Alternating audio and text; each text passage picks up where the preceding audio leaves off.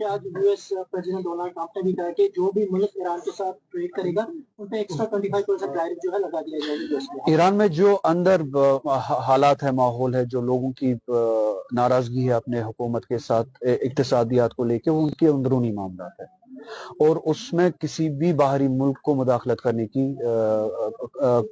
जवाजियत ही नहीं है। अच्छा, जो लोग उस बारे में बात करते हैं, अमेरिका और इसराइल, उनके पास वो मॉरल अथॉरिटी ही नहीं है कि वो इस मामले पे बात करे। जो जिस तरह का जेनोसाइड गाजा में किया गया इसराइल के जरिए या जायनिस्ट रिजीम के जरिए, तब क्या इस तरह की रेड लाइन इसराइल के लिए डोनाल्ड ट्रंप ने रखी थी कि अगर लोगों को वहां पे मारा जाएगा तो हम इसराइल पे हमला करेंगे? तो ये डुअल स्टैंडर्ड्स उनकी इंपीरियलिस्टिक पॉलिसीज को खुद बेनकाब करती है। जो इंपेरियलिस्टिक प्रोजेक्ट लेके दुनिया को इंपेरियलिस्टिक प्रोजेक्ट के हिसाब से देखते हैं, उसको उन्हें ईरान के बारे में बात नहीं करनी चाहिए। और ईरान में जो इक्तिसादी हालात है उसमें इंपेरियलिस्टिक प्रोजेक्ट का, इसराइल का, अमेरिका, यूरोप का बहुत बड़ा हाथ है। 40 साल से वो मुल्क सैंक्शंस बर्दाश्त कर रहा है, सैंक्शंस के तहत जिंदगी गुजार रहा है।